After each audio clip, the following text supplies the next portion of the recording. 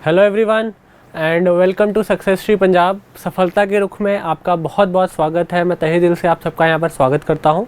तो आप सबको पता है कि हम अपनी पीपीएससी की मोस्ट एक्सपेक्टेड 1000 क्वेश्चन की सीरीज़ कंटिन्यूइंग बेसिस पे रोज़ आपके लिए 8 बजे लेकर आ रहे हैं। तो इसी के कंटेक्स्ट में आज हम इकॉनमी का जो चौथा पार्ट है, जो आज चौथा पार्ट है, जो कि सेकेंड लास्ट पार्ट होगा, जिसमें मैंने बहुत अच्छे क्वेश्चंस जो हैं वो मैं आपको करवाऊंगा आज। तो सेकेंड लास्ट पार्ट हम लेने वाले हैं। तो इकॉनमी के आज हमारे 100 क्वेश्चंस कंप्लीट हो जाएंगे। इसके बाद लास्ट पार्ट आपके पास आएगा जो कि 25 और क्वेश्चंस का होगा, राइट। तो टोटल इकोनॉमी मतलब एक सब्जेक्ट के आपको 125 क्वेश्चन जो है आपको मिल रहे हैं, ठीक है जी। तो आज चलिए स्टार्ट करते हैं। आज के जो क्वेश्चन होंगे बहुत ही अच्छे क्वेश्चन हैं एंड ड्राफ्ट किए गए हैं हमारी टीम के द्वारा और मेरे द्वारा, ठीक है जी। चलिए स्टार्ट करते हैं। Which of the following is correct about the given goods, ठीक है जी। तो पहला क्वेश्चन है आज का आपके लिए कि विच of the following is correct about the given goods. इस क्वेश्चन के लिए सबसे पहले आपको ये पता होना चाहिए कि गिवन गुड्स होते क्या हैं, ठीक है। तो गिवन गुड्स ऐसे गुड्स होते हैं जिसके लिए क्या होता है, जैसे नॉर्मली क्या होता है, जब आप प्राइस बढ़ाते हैं तो डिमांड कम होती है, बट गिवन गुड्स के केस में क्या होता है कि प्राइस बढ़ते हैं तो डिमांड इन गुड्स की बढ़ती है, ठीक है जी। तो given goods are those goods जो प्राइस के साथ पॉजिटिव कोरिलेशन में चलते हैं। किसके साथ चलते हैं? पॉजिटिव कोरिलेशन में चलते हैं, ठीक है जी। तो आपका पहला ऑप्शन है the demand for given goods decreases with an increase in their prices, तो ये तो बिल्कुल गलत है। The demand of given goods increases with increase in their prices, बिल्कुल सही ऑप्शन है ये। The demand of given good does not change, ये भी गलत ऑप्शन है। और demand of given goods increases with decrease in prices, तो ये यहाँ पर आपका ऑप्शन नंबर बी बिल्कुल सही उत्तर है। तो आपका आंसर क्या हो जाएगा यहाँ पर? Option number B. तो गिवन गुड्स कौन से गुड्स होते हैं? जो प्राइसेस के साथ, जब इनके प्राइसेस बढ़ते हैं वैसे ही इनके डिमांड भी बढ़ जाती है, ठीक है जी। चलिए अगला क्वेश्चन हमारे पास क्या है? कंसीडर द फॉलोइंग स्टेटमेंट्स, ठीक है जी। Consider the following statements, all the given goods are inferior goods but all the inferior goods are not given goods. सबसे पहले मैं आपको यहाँ पर बता देता हूँ। मान लीजिए कि आप कोई एक्स चीज़ को कंज्यूम करते हैं, ठीक है। आप एक्स चीज़ खरीद रहे हो, ठीक है जी, बट इसका प्राइस बढ़ गया, ठीक है जी, इसका प्राइस बढ़ गया। तो आप क्या करोगे? कोई ऐसा गिवन गुड्स, मतलब नॉर्मली ये इंफीरियर गुड्स होते हैं, ठीक है जी। जो गिवन गुड्स होते हैं नॉर्मली इंफीरियर गुड्स होते हैं। तो आप क्या करोगे? किसी और पर्टिकुलर ब्रांड के ऊपर शिफ्ट कर जाओगे जिसका प्राइस जो है कम है, ठीक है। जैसे मान लो सॉल्ट है, ठीक है, सॉल्ट है, सॉल्ट अलग अलग ब्रांड्स के सॉल्ट आते हैं। अगर मान लो कि एक ब्रांड का अगर सॉल्ट का प्राइस बढ़ गया तो आप क्या करोगे? दूसरे गुड्स की तरफ शिफ्ट कर जाओगे। बात समझ में आ गई? तो एक प्राइस का बढ़ना दूसरे गुड्स की डिमांड में इंक्रीज कर देता है, ठीक है। और नॉर्मली ये कौन से गुड्स होते हैं? इंफीरियर गुड्स होते हैं, ठीक। But all inferior goods are not given goods, मतलब जरूरी नहीं है कि सारे के सारे इंफीरियर गुड्स जो हैं वो गिवन गुड्स हों। हाँ, ये जरूर होगा कि गिवन गुड्स, सारे के सारे जो गिवन गुड्स होंगे वो इंफीरियर गुड्स ही होंगे, बट सारे के सारे इंफीरियर गुड्स आपके गिवन गुड्स नहीं हो सकते। इंफीरियर गुड्स आपके दूसरे भी हो सकते हैं, ठीक है जी। दूसरा ऑप्शन आपके पास, the demand for the given goods increases with increase in prices, ये तो हमने ऑलरेडी फर्स्ट क्वेश्चन में कर ही लिया था। तो आपका ऑप्शन नंबर 1 भी ठीक है और ऑप्शन नंबर 2 भी ठीक है। तो आपका आंसर क्या हो जाएगा? सी, ठीक है जी। चलिए नेक्स्ट क्वेश्चन है आपका, अ 2020 रिपोर्ट एस्टिमेट्स, 2020 की एक रिपोर्ट आई थी कि क्लाइमेट चेंज की वजह से, ठीक है जी, क्लाइमेट चेंज की वजह से आपकी जो पॉवर्टी है वो बढ़ रही है, ठीक है जी। आपकी जो क्लाइमेट चेंज है उसकी वजह से पॉवर्टी जो है वो बढ़ रही है। मतलब क्या? 2020 reports estimate that between 32 million to 132 million additional people will be pushed into extreme poverty by 2030 due to climate change, ठीक है जी। तो वो कौन सी ऑर्गेनाइजेशन ने रिपोर्ट दी थी? पॉवर्टी की ये वाली रिपोर्ट कौन से ऑर्गेनाइजेशन ने दी थी? तो याद रखिएगा आप कि ये वाली रिपोर्ट जो है वो वर्ल्ड बैंक आपको प्रोवाइड करता है। कौन प्रोवाइड करता है आपको? वर्ल्ड बैंक प्रोवाइड करता है। नेक्स्ट क्वेश्चन है आपका, fiscal deficit will always cause inflation. जो आपका फिस्कल डेफिसिट होता है, ठीक है जी, फिस्कल डेफिसिट जो होता है आपका, जब आपके एक्सपेंडिचर रेवेन्यू से ज़्यादा होते हैं, है ना, जब आपकी इनकम से ज़्यादा आपके खर्चे होते हैं, ठीक है जी, तो इसको हम क्या बोलते हैं? फिस्कल डेफिसिट बोलते हैं। तो फिस्कल डेफिसिट से कब कब इन्फ्लेशन होगा? It increases aggregate demand without addressing the supply bottleneck, obviously जब भी डिमांड बढ़ेगी सप्लाई से तो क्या होगा? इन्फ्लेशन होगा। It promotes consumption spending by way of huge subsidies, obviously जब गवर्नमेंट सब्सिडीज ज़्यादा देगी तो लोग कंज्यूम ज़्यादा करेंगे, है ना। अगर मान लीजिए गवर्नमेंट पहले किसी चीज़ पे सब्सिडी नहीं दे रही थी, अब गवर्नमेंट सब्सिडी देना स्टार्ट कर रही है, गवर्नमेंट क्या कर रही है? सब्सिडी दे रही है, तो ऑब्वियसली लोग उसको ज़्यादा कंज्यूम करेंगे। उससे क्या होगा?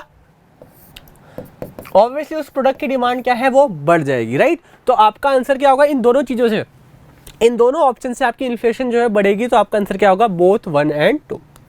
चलिए जी, अगला क्वेश्चन।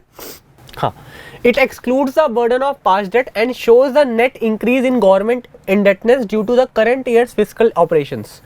ठीक है, it is reflective of government efforts at bridging the fiscal gap during the financial year. तो यहाँ पर किसकी बात हो रही है कि ये बात कर रहा है कि पास्ट डेट्स को अगर हम हटा दें, ठीक है जी, it excludes the past debts, मतलब क्या, अगर हम पिछले साल के डेट्स को हटा दें तो वो कौन सा डेफिसिट होता है। ठीक है जी, अगर हम पिछले साल के मतलब सिर्फ करंट ईयर डेफिसिट की अगर मैं बात करूं, सिर्फ करंट ईयर डेफिसिट की बात करूं, तो वो कौन सा डेफिसिट होगा इसमें से, फिजिकल डेफिसिट होगा, ग्रॉस फिजिकल डेफिसिट होगा, प्राइमरी डेफिसिट होगा और इफेक्टिव रेवेन्यू डेफिसिट होगा। तो आपने याद रखना है कि सिर्फ ऐसा डेफिसिट जो करंट ईयर की बात करता है, पास्ट बोरिंग्स को हटाने की बात करता है, वो कौन सा डेफिसिट होता है, आपका प्राइमरी डेफिसिट होता है। कौन सा डेफिसिट होता है, प्राइमरी डेफिसिट होता है। अगला क्वेश्चन है आपका कि the government of a nation performs it's income distribution function through which of the following वे। मतलब क्या, जो गवर्नमेंट है, एक पर्टिकुलर कंट्री की गवर्नमेंट है, वो इनकम डिस्ट्रीब्यूशन इनमें से कैसे कैसे कर सकती है। ठीक है जी, टैक्सेस लगा के, ट्रांसफर पेमेंट्स मतलब लोगों को पैसे देकर, जैसे पेंशन के थ्रू पैसा दे दिया है ना, ठीक है, और कंट्रोलिंग मनी सप्लाई। तो ऑब्वियसली टैक्सेस लगा के और वो पैसा इकट्ठा करके लोगों में बांटना, ठीक है, ट्रांसफर पेमेंट, जिनको पेंशन चाहिए उनको पेंशन देना, क्योंकि जो गवर्नमेंट के पास तो पैसा कैसे आएगा, गवर्नमेंट आप लोगों से पैसा कलेक्ट करती है और वही पैसा लगाती है हमारे इकोनॉमी को सुधारने के लिए, यस और नो। तो ये दो तरीके होंगे जिससे जो है गवर्नमेंट इनकम डिस्ट्रीब्यूशन का जो है वो अपना प्रोसेस जो है फुलफिल करेगी। तो आपका आंसर क्या हो जाएगा, 1 and 2 आपका आंसर हो जाएगा, दैट विल बी ए। चलिए अगला question, which of the following may be classified as public goods. तो पब्लिक गुड्स कौन से गुड्स होते हैं, हाँ जी, पब्लिक गुड्स ऐसे गुड्स होते हैं जो पब्लिकली किसकी, मतलब रिस्ट्रिक्शन नहीं होता कि कोई यूज़ करेगा कि नहीं करेगा, कोई भी आके वहाँ पर यूज़ कर सकता है। तो मेरे को बताइए, प्राइवेट स्कूल्स नहीं, प्राइवेट स्कूल्स पब्लिक गुड्स नहीं होते, लोकल टैक्सीज भी पब्लिक गुड्स नहीं होती, बट हाँ पब्लिक पार्क, जो आपके पब्लिक पार्क हैं वो आपकी पब्लिक गुड्स होती हैं। हेंस आपका आंसर क्या हो जाएगा, C, that is public goods park. ठीक है, which of the following pairs is are correctly match. ठीक है जी, तो इंफीरियर गुड्स की अगर मैं बात करूं, as consumer income rises the demand of product decreases. तो इंफीरियर गुड्स कौन से गुड्स होते हैं, जो बहुत ही छोटे ब्रांड के गुड्स होते हैं, मतलब लो क्वालिटी गुड्स होते हैं। इंफीरियर गुड्स कौन से गुड्स होते हैं, लो क्वालिटी गुड्स। तो जैसे जैसे अगर आपकी इनकम बढ़ती जाएगी, आप खुद सोचो, जब आप पहले 10 रुपये कमा रहे थे, अब आप 20 रुपये कमा रहे हो, तो आप हाई क्वालिटी का गुड्स लोगे। तो ऐसे गुड्स जिनकी डिमांड कम होती है इनकम राइज होने से, तो वो कौन से गुड्स होते हैं, इंफीरियर गुड्स होते हैं। गिवन गुड्स के बारे में हम ऑलरेडी डिस्कस कर चुके हैं कि जब भी price of the goods increases the demand also increases. Normal goods कौन से गुड्स होते हैं, consumer income rises the demand of product also rises. तो जब भी आपका इनकम राइज करेगा तो आपके गुड क्वालिटी के गुड्स की डिमांड भी क्या करेगी, राइज करेगी। तो यहाँ पर तीनों ऑप्शन आपके सही है, तो आपका आंसर क्या हो जाएगा, डी आपका आंसर हो जाएगा।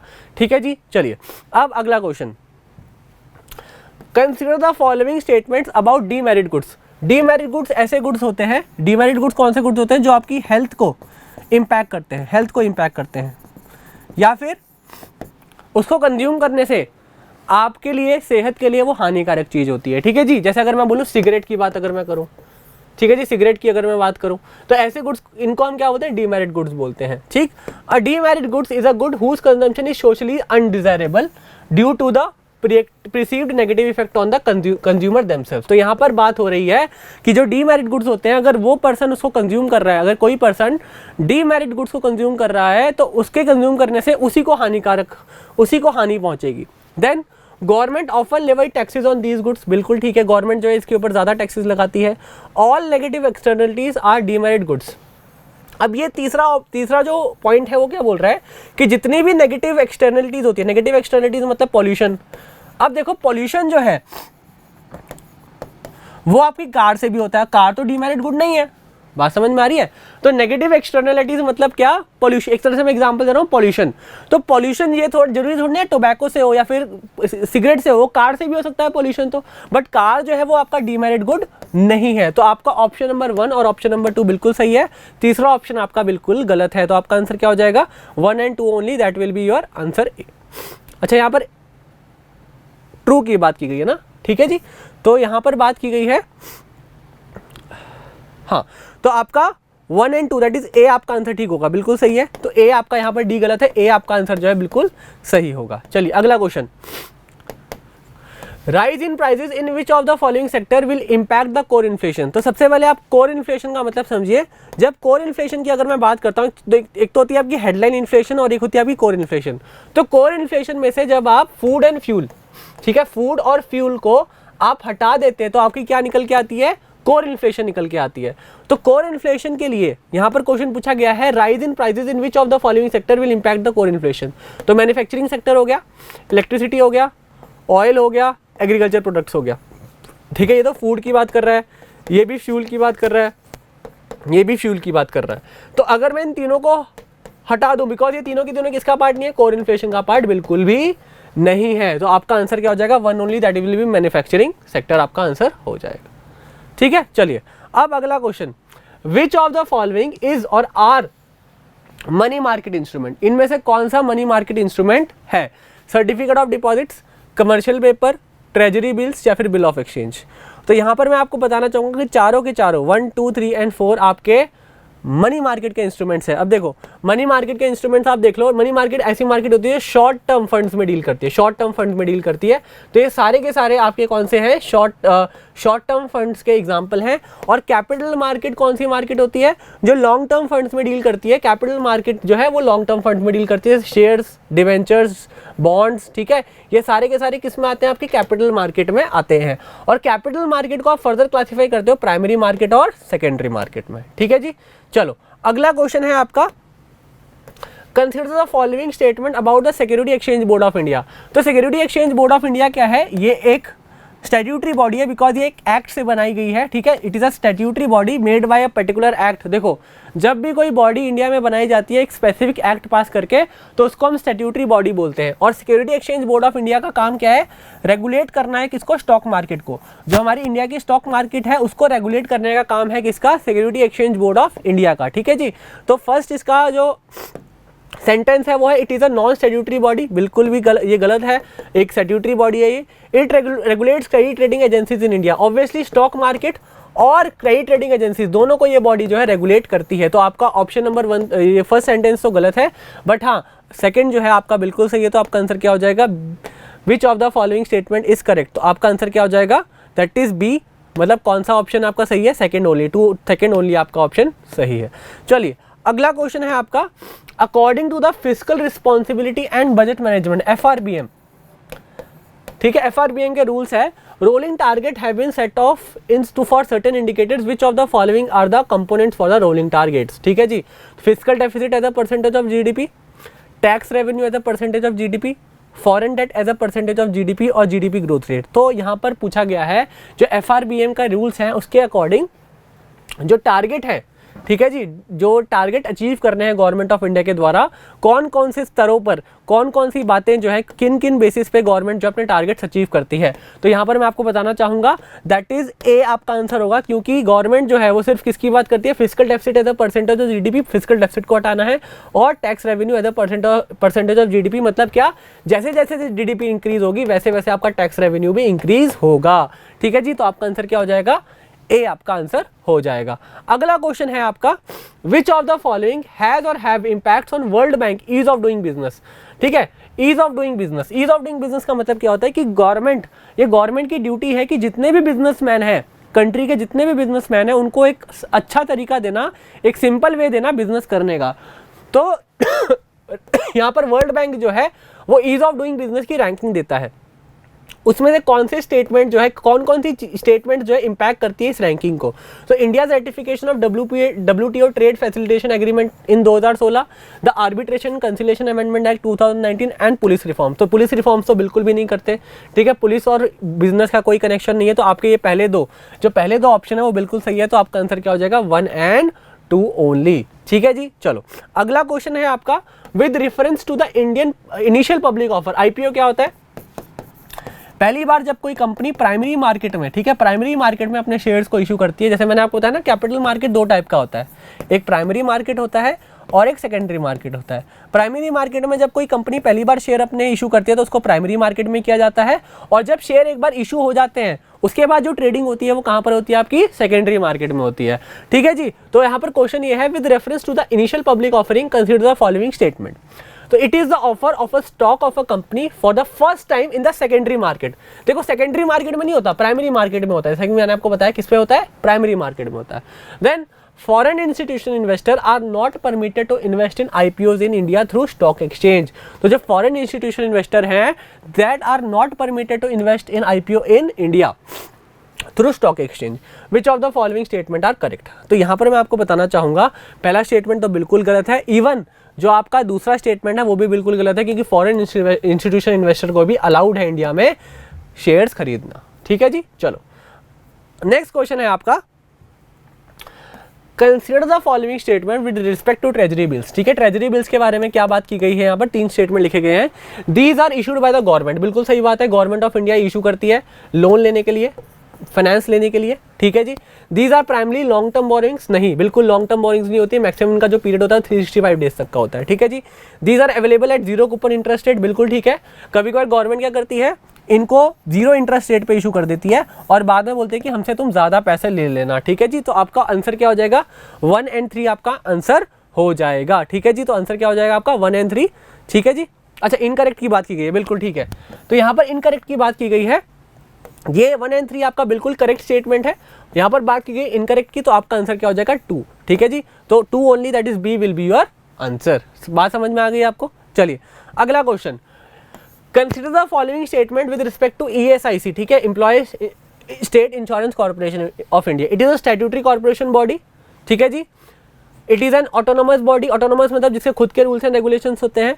विच of the statement are given are correct. तो यहाँ पर मैं आपको यहाँ पर बताना चाहूँगा, ठीक है, तो जो आपकी ESIC है उसके लिए एक स्पेसिफिकली जो है वो एक्ट पास किया गया है। ठीक है, एक्ट जो है वो पास किया गया है। ठीक, चलो, तो ये तो it is a statutory body. ठीक है, ESIC एक्ट जो है आपके लिए पास किया गया है। दूसरा है it is an autonomous body. Autonomous body कौन सी बॉडी होती है कि जो अपने हिसाब से काम करती है। तो यहाँ पर जब इसके लिए स्पेसिफिक एक्ट पास किया गया है तो ऑब्वियसली अपने रूल्स एंड रेगुलेशंस भी ही बनाएगी। तो आपका आंसर क्या हो जाएगा, बोथ 1 और 2 आपका आंसर हो जाएगा। ठीक है, चलो अगला क्वेश्चन है आपका, which of the following statement are correct with respect to monetary policy committee. MPC committee जो कि 2016 में बनाई गई थी। ठीक है, जिसने जो हमने कल भी डिस्कस किया था, जो repo rate, reverse repo rate वगैरह सब कुछ डिस्कस करती है, तो ये मॉनेटरी पॉलिसी कमेटी का काम है। तो it is a statutory and institutional framework under Reserve bank of India act 1934 and RBI appointed committee led by the Raghuram Rajan in 2013 recommended to establish the monetary policy committee. तो यहाँ पर मैं आपको बताना चाहूँगा कि ये स्टैट्यूटरी बॉडी है कि नहीं है, स्टैट्यूटरी बॉडी है। ठीक है जी, क्योंकि एक RBI एक्ट को अमेंड करके बनाई गई थी। ठीक है, RBI एक्ट 1934 को ये अमेंड करके बनाई गई थी। बट जो आपका दूसरा ऑप्शन है 2013 में नहीं, ये कमेटी जो है 2013 उर्जित पटेल का जो पैनल है उसकी रिकमेंडेशन में ये कमेटी बनाई गई थी। तो आपका दूसरा ऑप्शन बिल्कुल गलत है, बट आपका पहला ऑप्शन जो है वो ठीक है, सही है। ठीक है, मतलब स्टैट्यूटरी बॉडी नहीं कह सकते, स्टैट्यूटरी एंड इंस्टीट्यूशनल फ्रेमवर्क कह सकते हैं। फ्रेमवर्क है ये, ठीक है, जो RBI एक्ट को अमेंड करके बनाई गई है। तो आपका आंसर क्या हो जाएगा, ए ओनली आपका आंसर हो जाएगा। अगला क्वेश्चन है, which of the following organisation are known as Bretton Woods twins. ये बहुत इंपॉर्टेंट क्वेश्चन पूछा जाता है। ठीक है, ब्रेटन वुड्स जो ट्विंस हैं उनमें कौन कौन सी बॉडी आती है, तो आपको याद रखना है IMF और वर्ल्ड बैंक। ठीक है, इंटरनेशनल मॉनेटरी फंड और वर्ल्ड बैंक आपकी जो है ब्रेटन वुड्स ट्विंस के नाम से भी जानी जाती है। अगला क्वेश्चन है आपका, which of the following resource constitutes foreign reserve of India, forex reserve of India. ठीक है, तो फॉरेक्स रिजर्व किस काम आता है, जब भी आप इंपोर्ट करोगे तो आप जो पेमेंट करोगे वो किस करेंसी में करते हो, INR तो चलेगा नहीं, तो आपको दूसरी करेंसी मतलब फॉरेन करेंसी में ही पेमेंट करनी पड़ेगी। तो विच of the following resource constitute forex reserve of India, obviously foreign currency assets होंगे, गोल्ड रिजर्व होंगे, बिल्कुल ठीक है। सिल्वर होल्डिंग्स नहीं होती, फॉरेक्स रिजर्व में आपकी सिल्वर होल्डिंग्स नहीं आती है। स्पेशल ड्रॉइंग राइट्स होते हैं, बिल्कुल होते हैं, और रिजर्व पोजीशन विद IMF, जो IMF में हमारा पैसा पड़ा हुआ है। तो आपका आंसर क्या हो जाएगा यहाँ पर 1, 2, 4 और 5। तो आपका ऑप्शन क्या हो जाएगा यहाँ पर C, आपका ऑप्शन जो है वो सही हो जाएगा। अगला क्वेश्चन है, which of the following statement are incorrect with respect to municipal bonds. Incorrect की बात की गई है यहाँ पर, इनकरेक्ट कौन सा है यहाँ पर? In India interest rate generated on municipal bonds are exempt for taxation, की टैक्स इसके ऊपर जो भी इंटरेस्ट मिलता है वो टैक्स फ्री होता है। It is an incentive by ministry of housing and urban affairs under mission Amrut. Amrut जो है नीति आयोग का जो है Atal mission for regeneration and urban transformation है जो आपका, ठीक है, नीति आयोग के अंडर। तो कौन सी इनकरेक्ट की बात की गई है? तो यहां पर मैं आपको बताना चाहूंगा पहला स्टेटमेंट दूसरा स्टेटमेंट बिल्कुल सही है, तो आपका नाइदर 1 एंड नॉट 2 आपका आंसर हो जाएगा। ठीक है जी, चलो अगला जो क्वेश्चन है आपका वो है consider the following statement with respect to clean Ganga fund, कि गंगा को क्लीन करने का जो फंड बनाया गया था उसके बारे में कुछ बातें की गई है। It is set up with voluntary contribution for residents of the country, NRIs and person of Indian origin. मतलब क्या, ये जो फंड है वो सब कंट्रीब्यूट करेंगे, चाहे वो इंडियन सिटीजन्स हो, चाहे वो एनआरआईज हो, बाहर के सिटीजन्स हो, ठीक है, नॉन रेसिडेंट इंडियंस हो, या फिर कोई ऐसा जो इंडिया का ओरिजिन है बट बाहर जाके रह रहा है। It is a setup trust under the Indian trust act and manage by trustee two headed by the finance minister. तो यहाँ पर दो बातें यहाँ पर क्लीन गंगा फंड के बारे में की गई है। तो यहाँ पर दोनों की दोनों बातें, अगर मैं यहाँ पर बात करूँ, ये वॉलंटरी कोई मैंडेटरी कंट्रीब्यूशन ही करना है, खुद से कंट्रीब्यूट करोगे। और ये जो ट्रस्ट, इसके लिए जो ट्रस्ट बनाई गई है वो फाइनेंस मिनिस्टर उसकी हेड होती है। तो यहाँ पर दोनों ऑप्शन आपके सही हैं, दोनों। तो आपका आंसर क्या हो जाएगा? सी, बोथ 1 एंड 2 आपका आंसर हो जाएगा। अगला क्वेश्चन है आपका consider the following statement with respect to शपड़ी स्कीम। ठीक है, शपड़ी स्कीम के बारे में यहाँ पर बात की गई है। The scheme certifies हैचर्स and farms for a period of 2 years which adopt good aquaculture practice. ठीक है, aquaculture practice. The scheme was developed by the Marine Product Export Development Authority MPEDA, and third है आपका the scheme is based on the United Nations Food and Agriculture Organization Technical Guidelines on Aquaculture। ठीक है जी, तो ये 3 statement आपको यहाँ पर दिए गए हैं। तो इनमें से कौन सा स्टेटमेंट ठीक है उसके बारे में यहाँ पर डिस्कस करेंगे। तो यहाँ पर तीनों स्टेटमेंट आपके बिल्कुल ठीक है, क्योंकि ये जो स्कीम है वो एक्वाकल्चर प्रैक्टिस के बारे में बात करती है। फिर ये जो स्कीम है वो marine product export development authority ने डेवलप की है। ठीक है जी, एंड ये जो स्कीम है वो किसके ऊपर बेस्ड है? United Nation Food and Agriculture Organisation, ठीक है, टेक्निकल गाइडलाइंस के ऊपर बेस्ड है। ठीक है जी, तो आपके यहाँ पर बिल्कुल सही है तीनों के तीनों। अगला जो क्वेश्चन है आपका consider the following statement with respect to the regulation review authority of 2.0। तो पहला है आपका it was setup by the ministry of finance, नहीं बिल्कुल गलत है ये। ठीक है जी, the government of reserve bank of India is ex official chairman, the governor of reserve bank of India is ex official chairman of RRA2। ठीक है, तो यहाँ पर मैं आपको बताना चाहूंगा दोनों के दोनों ऑप्शन यहाँ पर बिल्कुल भी सही नहीं है। तो आपका आंसर क्या हो जाएगा? डी आपका आंसर हो जाएगा। Then which of the following statements are is incorrect with respect to the wholesale price index. तो WPI के बारे में हमने ऑलरेडी पढ़ा हुआ है। ठीक है जी, WPI क्या होता है? जो आपके इंडस्ट्री के गुड्स होते हैं उसमें इन्फ्लेशन की बात करता है, कितनी इन्फ्लेशन हुई है, और ये सिर्फ गुड्स की बात करता है, सर्विसेज की बात नहीं करता है। ठीक है, तो पहला है आपका the WPI captures only the average movement of wholesale price of goods and not the services. ठीक है जी, ठीक है जी। Then it is release by the economic adviser in the ministry of commerce and industry. बिल्कुल ये दोनों के दोनों स्टेटमेंट सही है, ये दोनों के दोनों स्टेटमेंट जो है सही है, बट आपसे क्वेश्चन क्या पूछा गया है? इनकरेक्ट कौन से हैं? तो आपका ना ही पहला गलत है ना ही दूसरा गलत है, तो आपका आंसर क्या हो जाएगा? Neither 1 nor 2। तो यहाँ पर डी आपका आंसर हो जाएगा। तो आई होप कि आपको ये 25 के 25 क्वेश्चंस अच्छे लगे होंगे और आपको समझ में आ गए होंगे। ठीक है, तो यहाँ पर मैं बताना चाहूँगा कि आपको सारी की सारी जो PDFs हैं वो आपको हमारे टेलीग्राम ग्रुप में मिल जाएंगी। आप ज्वाइन कर सकते हैं टेलीग्राम ग्रुप, आपको लिंक डिस्क्रिप्शन में मिल जाएगा। ठीक है जी, और साथ ही साथ प्लीज़ पहले से सारे के सारे टॉपिक्स पढ़ो इकोनॉमिक्स के। आपको बैच अवेलेबल है, हमारा बैच की भी इंक्वायरी है, आपको नीचे डिस्क्रिप्शन में नंबर दिया गया है, आप वहाँ से पढ़ेंगे तभी ये क्वेश्चंस आपको ईजिली अटेम्प्ट हो पाएंगे। ठीक है जी, चलिए, thank you so much and take care.